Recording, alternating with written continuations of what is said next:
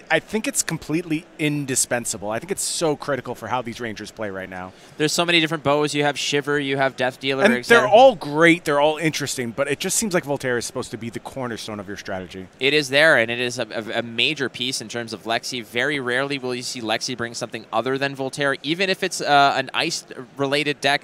Austin, I know, has practiced a lot and has practiced not only on Viserai, but against so many different decks. But I believe, if I'm not mistaken, this is one of those heroes that he may have given a little bit of a pass on. Said, you know what, I'm confident. I know that he's put in some work, but against Lexi, that could be one of those lists that he maybe just didn't put too much work in against. We're going to see how this converts. Obviously, he is an assassin with Viserai, but there comes the first attack coming through the Chilling Ice Vein. Go again, dominate, and that's the beauty of this list, is that, you know, Lexi can come in wide as well as tall if necessary. Yeah, incredibly diverse strategies it has access to. There you see a second fuse Chilling Ice Vein trying to really disrupt Austin Yost's hand. We talked about how important it is for Viserai to play high resource turns. And if you keep getting hit with Chilling Ice Vein, it's not going to be so easy. Yeah, and the on-hit effect here with the fusion is that if that hits, you will have to pay one or discard a card. So some hand disruption that is really nasty. We know that Starvo is really good at this. And there's a lightning press. So here's a little bit of lightning to add to that ice, the little bit of spark with the chill, as it were, as we're going to push some damage right through. Lightning press, just pushing a little bit, you know, past that break point where your opponent might feel like they're comfortably blocking something, but there it is. And just the knowledge that there's those lightning presses floating around means that that will affect how Austin plays and blocks. Oh, I love Blue Lightning Press so much. You want it to be a resource card, but you're very, very happy when you're able to push through a critical breakpoint with an on-hit effect, as we saw there. All right, so Austin Yost has got a Frostbite, a little bit of a donation from Alex Slotnick saying here, this is yours. It's mine, but it's yours, but it's foil. How about a second one? Would you like another one of those Frostbolts? As we go ahead and see Blizzard Bolt going to get fused, trying to push through a little bit more damage, a little bit more disruption. Austin looks kind of not at ease, I would say. I know Austin knows the Prism matchup inside and out, the Bravo matchup inside and out. How much time did he devote to testing against Lexi? Exactly, and in this case, and the beautiful part about that Blizzard Bolt is it's not just that one card. It's all that card plus all the subsequent attacks will inherit that on-hit effect. And you can kind of tell that Austin is just kind of shuffling through his cards like, okay, this is I'm not used to these shoes here. Like, this is a little bit different. This terrain is not as comfortable as it may have felt. So Alex really going hot and heavy here with that attack now coming in with a 5 spot, followed up by the Blizzard Bolt. Yep, critical bolt and shot. Going to be able to get go again just from getting increased power. Not going to go ahead and use it. Just going to go ahead, take a double arsenal, meaning you're facing a 6-card hand. And was that a bad turn from Alex? Absolutely not, but still able to put 2 cards in arsenal for the next go-around.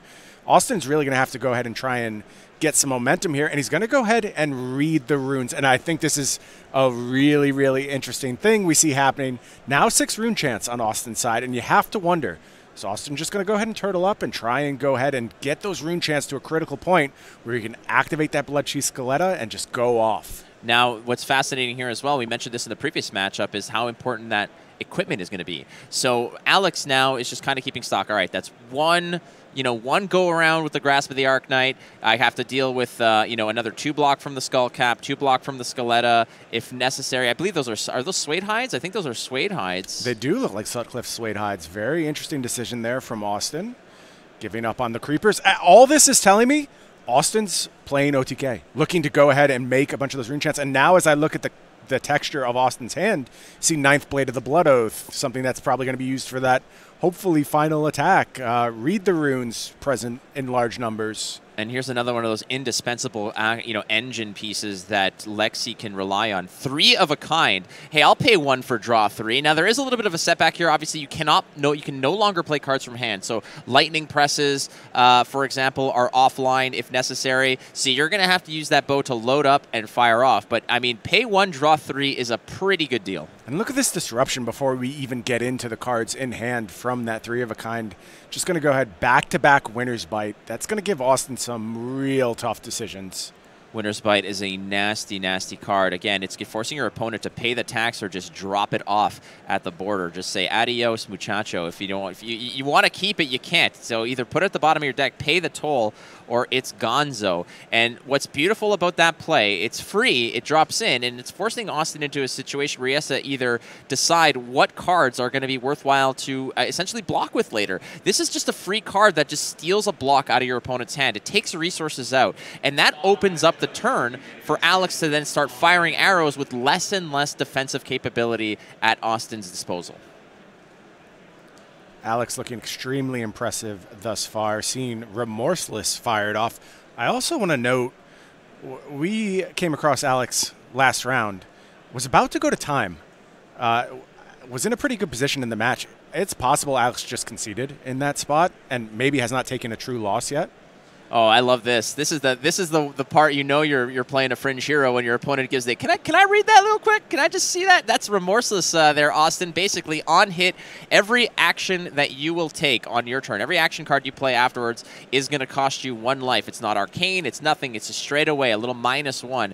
But I think that Austin's essentially just committed, like you said, to the OTK strategy here. So what he's going to do is he's going to take out the blocks, give the hand up. Remorseless is not really going to do a whole lot, but hey, we'll follow that up with 6 points of damage. And it doesn't matter if it's ice, lightning, heart, wind, all of Captain Planet's powers if necessary. It's still 6 damage. Yeah, another Remorseless trigger, meaning Austin not going to have much of a turn, but that was kind of a foregone conclusion anyway. It's funny you mentioned reading Remorseless. I play a lot of Lexi. I play a lot of Remorseless. I still read the card every single time I play it. Got a lot of words on it. It's a nice-looking card. Hey, Azalea's on that card. Azalea has made it to the calling. Congratulations, Azalea. I knew you'd be here someday. So Austin's still digging into that OTK strategy. It seems he's just kind of, like I said, building that sandcastle, that house of cards of Rune Chance. So the Frostbite is just constantly heckling him. Yeah, here's the problem. He's not building it all that quickly. Like, he's putting out Rune Chance, but they're de minimis Rune Chance, just trying to make what he can of these incredibly disruptive turns from Alex Slotnick.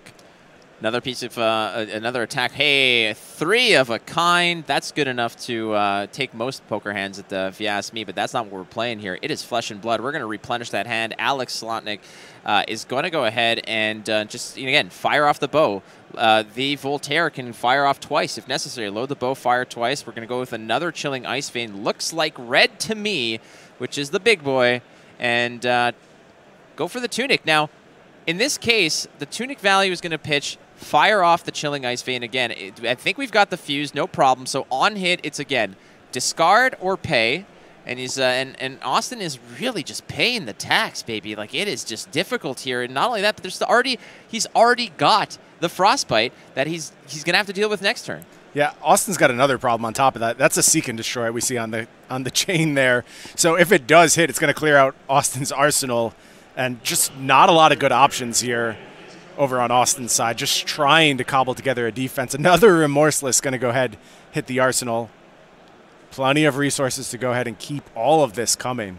Timely unmovable there to just stuff that Chilling Ice Vein where necessary. I mean, it looks like Austin is really committed to just at least weathering the storm, as it were. And in this case, I know that Alex has not necessarily punched through as much as he may want to, but I mean, there's some damage. It's getting in, and that's a beautiful way to disrupt the hand that Austin's been playing. As we mentioned earlier, playing things like Winter's Bite, etc.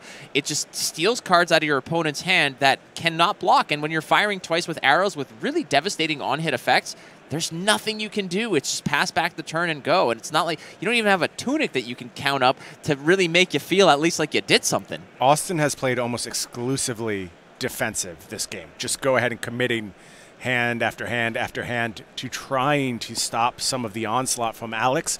Still at 23, still only 7 Rune Chance. It feels like this one's going to slip away from Austin very quickly if he's not able to make some inroads. And then we see even more disruption from Alex. Blizzard Bolt fused. Yeah, coming in for 4. Another nasty break point. There are still pieces of equipment necessary. You block for 3, you slam in the gloves perhaps, and that makes stew, or the cap, and you're feeling all right. But, I mean, Alex has got to feel pretty good right now with what's going on. You've basically cut Austin in half here. And what does Austin have to show for it? Just 7. But, I mean, so the Skeleton's coming in. So that is a nice indicator as well, because the blocking for 2, 7 rune chance, perhaps this is good enough to really buy you a turn here, but in reality, I think Austin's just looking for a window here, perhaps where the on-hit effect has nothing to do necessarily with cards in hand or resources that he has to pay. He'll pay life all day long. He's not too worried about that at this stage of the game if he can start generating and putting together some turns. So that's, I believe, Endless Arrow, where on hit, it will go back to hand, which is, you know, again, it's like drawing a card practically. Lexi looking real impressive thus far. And you see Austin fears that Endless Arrow going back to hand. Going to commit more resources to it. Follow up here. One more arrow. It's a red Blizzard Bolt coming in for 5. It has been hit after hit after hit here for Alex Slotnick, like Michael Jackson in the 80s. Just hit after hit after hit. And Austin hasn't really had a hand to do anything at this point because he's been donating it to the ice tax. Yeah, Austin really wants to be starting something here, and he's going to have to find some way to go ahead and produce offense. And I think there's some good news for Austin. Let's talk about what Alex has used thus far. Has used 2 3-of-a-kinds. That's your biggest reload. Like, that's the thing that's really going to go ahead and push those massive turns. Used a lot of reds thus far. You know, there seems to be no effort on Alex's part to try and go ahead and set up that second cycle. Correctly so. I'm not criticizing that whatsoever. I think Alex has to play for this first cycle of the deck. But if Austin can just keep his head above water a little bit longer, weather the tides, then maybe this onslaught will stop and he can start generating some rune chance. Yeah, I mean, frankly, when you're looking at this game right now, it's you know, you got to look at the life total here, and you just got to figure, okay, this is the way, you know, the way you make me feel is pretty good here at this stage. You know, 40-20, not bad if you're Alex. And Austin is, the way that you're evaluating this game is not on health totals. It's never going to be on health totals. It's how Alex is essentially continuing to pressure, sure, but you need to look at Austin's rune chant total, and 7 is quite, you know, that is nowhere near where you need to be after 4 or 5 turns, as another Endless Arrow at that nasty breakpoint of 4 is coming in. There's still another piece of equipment here that he can just kind of toss into the pile if necessary. Grasp does offer the extra 1 off that breakpoint. Give him a 3, give him a 1. The Endless Arrow is not necessarily going to go back to hand and give Alex another, you know, another option at a card here. So the, I believe it was Go Again that was offered by the Voltaire, if I'm not mistaken. It's hard for him to make out the color strip on the Endless Arrow. It's a possibility this is a +1, but I am not sure on that. I think I'm pretty on board with the idea this is a red Endless Arrow with Go Again. So this feels like a little bit of a step back from Alex. Like, starting with Endless Arrow isn't threatening too much, and I think if Austin is able to turn the corner here, he's going to remember the time that this was the best thing that Alex had to offer. All right, so that is the case. It comes through. Austin's just going to digest. That means that Austin likes his hand. I see Unmovable and 2 Sonatas there. So this could be that big turn. This could definitely be that big turn that Austin's looking at. At this point, yeah, 7's not, it's not 15, it's not 18, it's not where you want to be at this stage in the game perhaps, but Austin is eventually going to have to start making a play here to make this game a little bit more interesting. Yeah, it looks like going to go ahead and discard that Unmovable to the Winner's Bite. Endless Arrow just going to come through again. Like I said, this isn't disruptive. This is damage. And like you very astutely mentioned, Austin still has some life to use as a resource. Not a lot, by the way. He's taken hits in the course of all this. And having this spread of 40-16 is a little scary on Austin's side, but this is how some momentum can get going. It's just really tough for Austin to decide, you know, is this a time where, is a small Arcanix fueled by Scalata going to be enough? Do I just have to keep, you know, generating 1 or 2 rune chants a turn, and that's what I'm going to do, and then I'll have that huge turn? Here's a Mordred Tide. That's a good way to get the rune chant train a-rolling, and here we see that Sonata Arcanix going to go ahead and make 2 rune chants from the Viscerai ability. And in this case, Austin has a second Sonata in hand, so if you're wondering why didn't he pop the Scaletta to get a bigger a bigger Sonata. He doesn't have to, right? Because he has another one. So why as well just continue to accumulate them with that Mordred opener? Now we're at 9. Now the combat chain's broken. We're going to go ahead, shuffle some cards up, deal a little bit of damage. Alex Slotnick now at 39, which, let's be real, might as well be 40 at this point. It is still, it's a drive and a 9-iron away from where Austin is, but he's still working on it and just showing those beautiful prism sleeves. Beautiful, beautiful prism sleeves. Love these sleeves so much. And Austin's just going to go ahead, redraw, hold on to that Arcanix for a future turn. I like that. I mean, there had to be some consideration to playing it. There'd still be one left in the deck, right? This is only the first one we'd seen. Obviously, there's also Oath to go find additional copies. You see one in Austin's hand right now. And getting 2 more Rune Chants from the Mordred would have been a big deal. I get why Austin ultimately chose not to, though.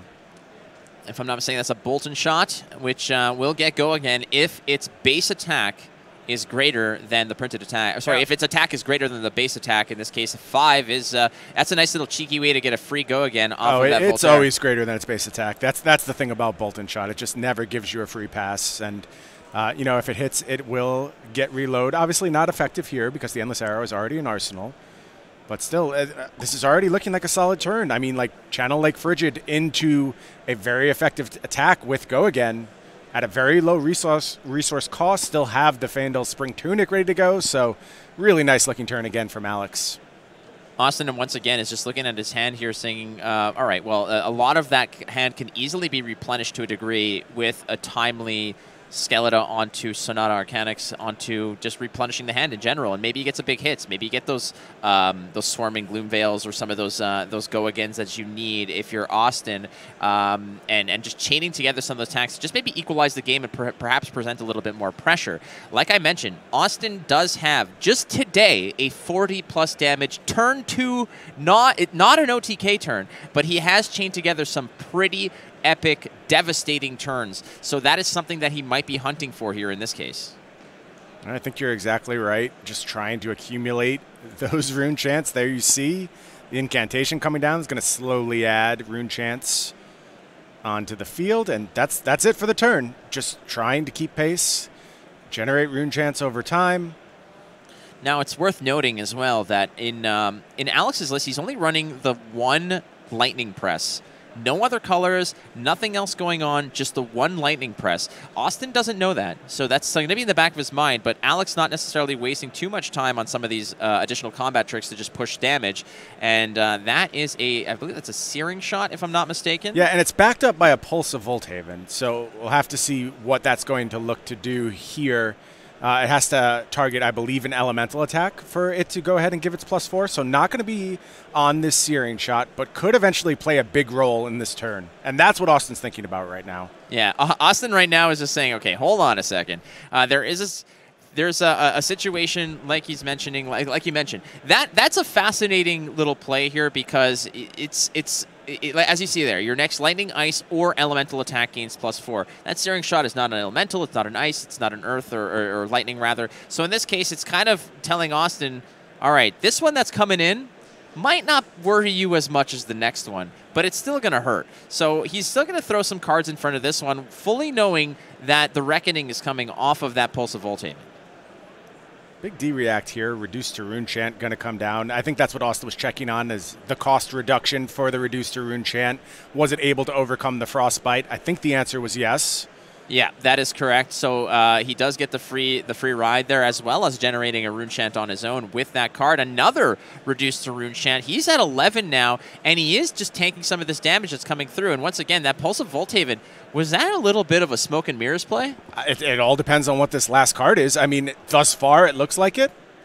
Yeah, and that's just going to be an Arsenal, and we're going to go ahead and send the Pulse of Volthaven to the bin. Just wanted a fresh look at a new card. Damn right. Little bit of misrepresentation. I think that was a crafty play by Alex. Of course it was, because in Austin's mind, he's thinking that whatever the next big attack comes through, it's going to be nasty. Maybe I should save some of these D-reacts in that regard. So a nice little bluff, perhaps, by Alex Slotnick, but Austin just managed to block where necessary, and now he's got 12 Rune Chants locked and loaded, and he's been stable at around 14 to 16, and that is that needs to be concerning now for Alex. All the efforts of putting in that damage have resulted in Austin being to 14. Most, if not all, of that equipment has been spent. But he knows that he's going to eventually have to pay the toll here, and the Reaper is coming. As I mentioned early, Alex is only going to get weaker over time. That's the way this is going to go. It's kind of a knock on Rangers, right? Because you don't have that weapon to lean on. You have to use all of your cards. And I think it's going to be tough. Not impossible, because he's done great work in the early game. But it's still going to be a struggle to push through this last 14 points. Yeah, they are going to be a slog, absolutely. It's going to take work, and he's going to have to pay the bill there for those rune chants. Austin's going to send the invoice, and Alex is going to have to answer. And there's been 2 3-of-a-kinds that have already been played, one more floating around, and that is one of those big swing plays, if necessary. Swarming Gloomveil in Austin's hand, I believe, if I'm not mistaken. What else did I see in there? Spellblade. I think Spellblade Assault was in there as well.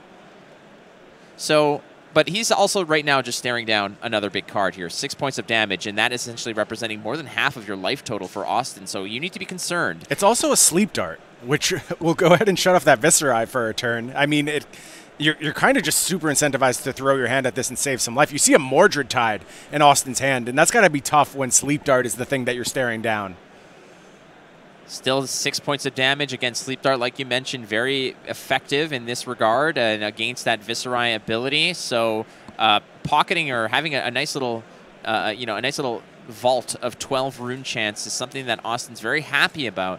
But time's a ticking here, and the onslaught of Alex, he has just been going full Legolas on him, and it is not looking good for Austin if he cannot, weather this storm. As Alex has had all the tempo here, but that's part of the plan. Austin knows that he's not going to be a player in this for a while, but when it happens, it's going to be fireworks like crazy.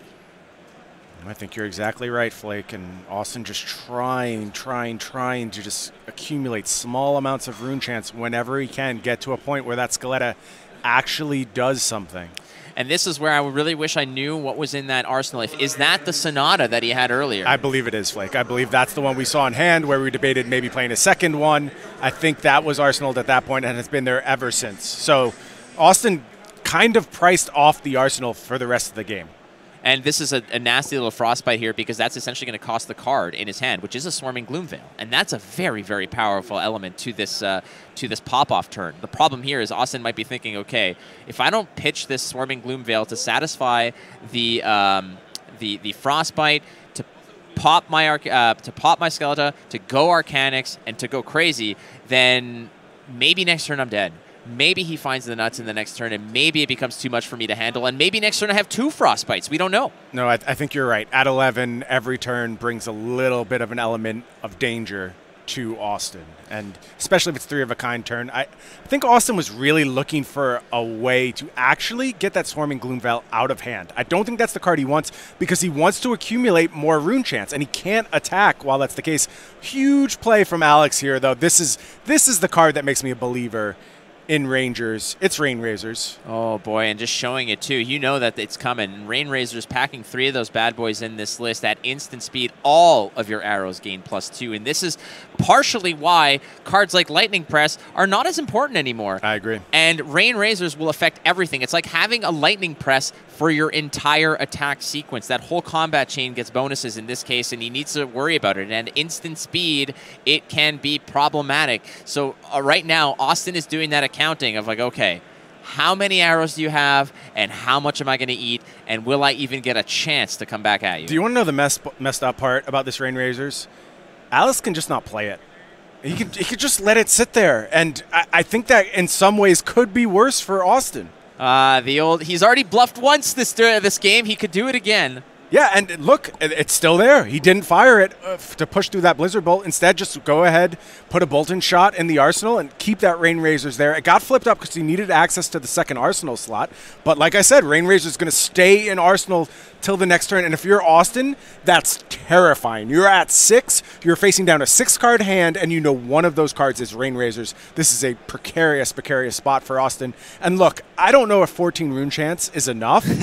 but it better damn well be. I think you just might have to go for it. I don't really know what else you can do here. Here it comes. Yeah. You called it, absolutely. And don't let the score distract you from the fact, because there's a lot of stories that they're like, I beat a Viserai 40-1 or 40-0. Well, you were one turn away from losing. Absolutely. So this might be that reckoning. He's counting it up over here. That is 14 rune chance. You're getting a little bit of a discount, I'll say, as you need to go ahead and hit both those piles fairly equally. Right now, it's leaning more towards the non-action side. Okay, balancing out. There we go. 4 on each. 2 more flips. This is exactly what he wants to see. Can he get the perfect, not quite perfect, 4 cards to hand?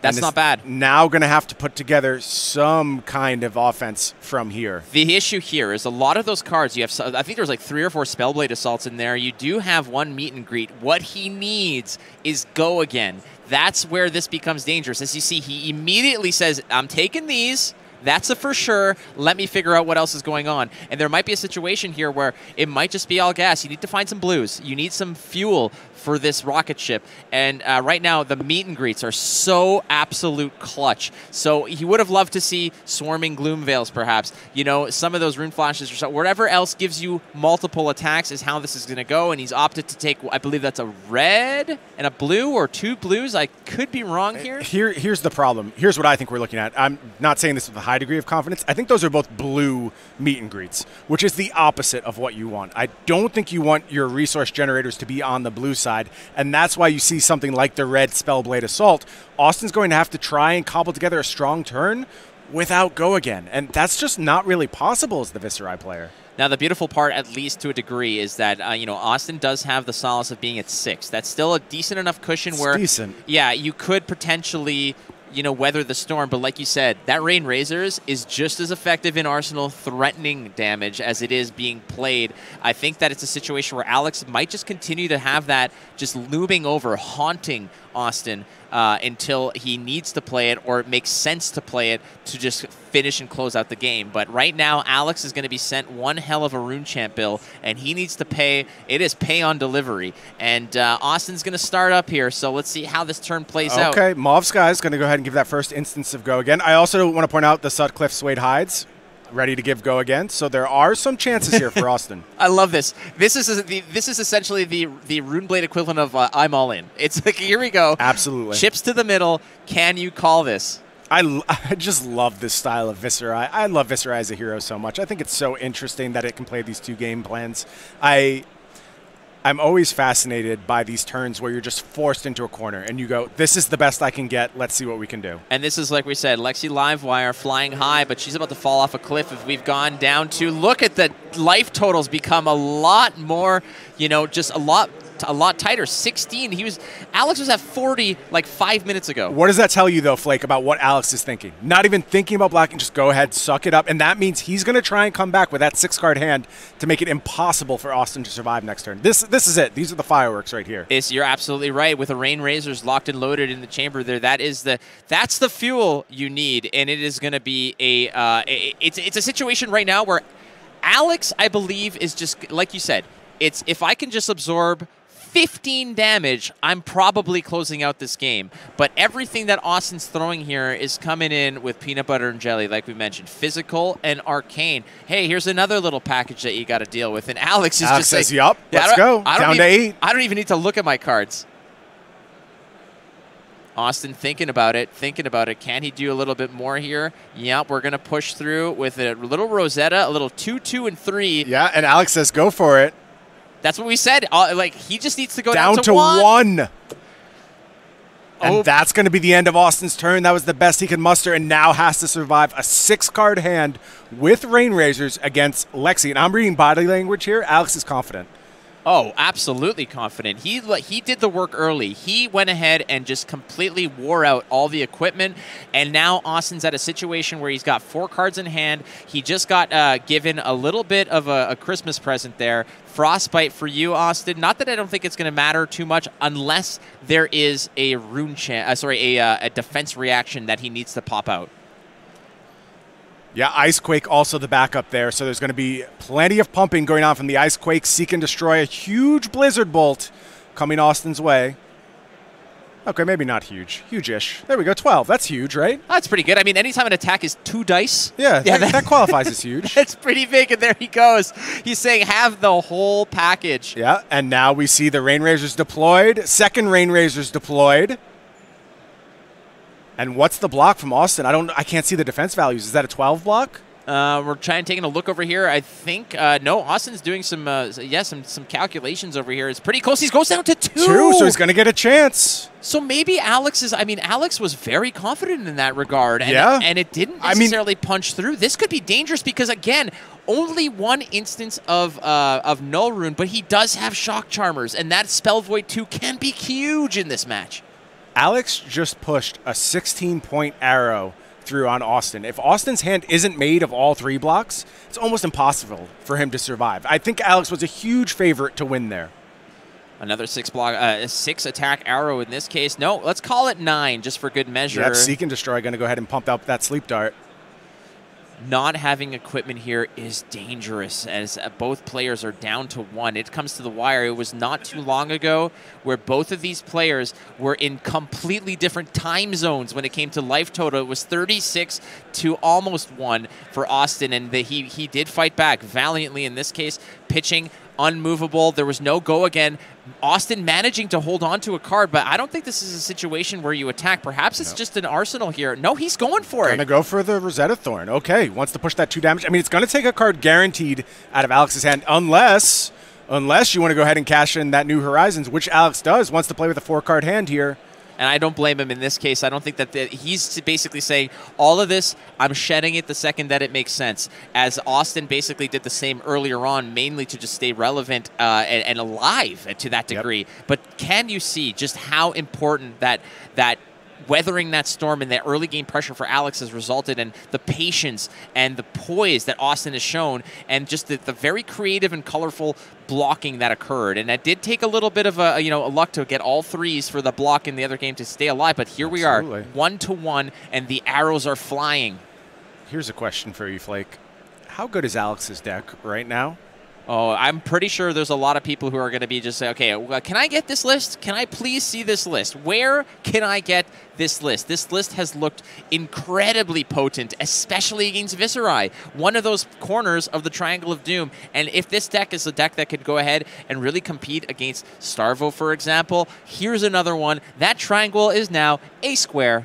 Look at this. Austin wisely going to the discard pile, seeing what's been used, and keeping track. What does Alex have left to throw at me? I think it's a good question, Austin. And I think the answer is not much. I think he's getting to that point where he's going to be dealing with all those blue cards he pitched earlier. Austin says, yep, I'm just going to make some blocks here.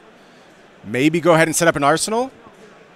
It's all about momentum here. It's just Thorn. And I think this is so brilliant from Austin, because if Alex's deck is at a less efficient point and Austin keeps taking a card from his hand every single turn, what can Alex actually come back with? He's got to go ahead and fuel that Voltaire every turn, basically. Otherwise, he gives Austin way too much leverage for the next turn. So there's already 1 card invested there. There you see a card pitch. Here's a Blizzard Bolt. If that's the best thing Alex has to offer for the rest of the game, I like Austin's chances. I do like Austin's chances, and like you mentioned, it's just Austin doing the right things. All the things that the best players in the world do. Keeping track of your opponent's graveyard, finding where those threats are, saying, all right, I've seen 2 Rain Razors, I've seen a Lightning Press. How much more creative, or how much more rabbits can you pull out of that hat if necessary? And right now, Austin's doing the calculations, and it could just be a dangerous situation where 1 combat trick breaks it up here. So we're going to go ahead and load another Chilling Ice Vein. None of these are coming infused, but it does not matter because on gets hits, the whole hand. Yeah, that's what Alex wants to see now. No swing of Rosetta. Austin is really on the back foot here. Momentum has really dictated how these final turns have looked.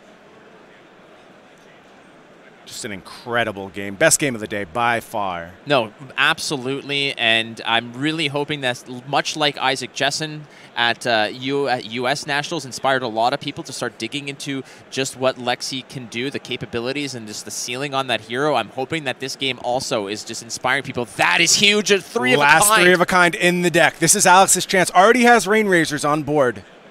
Has to find some arrows here. Again, I have questions about what's left in the deck as far as arrows, but there you see 1 in the arsenal. It is blue, though.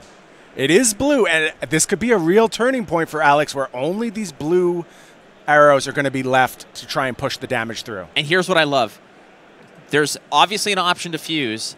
Don't show him the fuse. It doesn't matter. Don't show him any information. Why? There's no on hits that matter in this case. There's the other arrow coming through. Another pitch and another set of damage. How much is that in for? Looks pretty gross. Yeah, and Sleep Dart's going to go ahead and push through the final damage, and Alex Slotnick going to take down Austin Yost in an absolute banger of the game, our best game of the day by far. Yeah, that was brilliantly played by both sides. Again, both by the pressure that is being employed by Alex in that situation on the ice Lexi, and by Austin, who played patiently, showed poise, showed expertise, showed that he's an excellent card player through and through, and then all of a sudden, you go from 40 to single digits, and it's even Steven, and that's when the game really begins, where both players are really just kind of angling themselves to see how this goes, and some timely blocks, some great draws, but 3 of a kind is 3 of a kind, my friend, and there's a reason why that card is really, really strong. I think Austin did all the right things at the right time. I think he, was defensive when he needed to be. I think activated the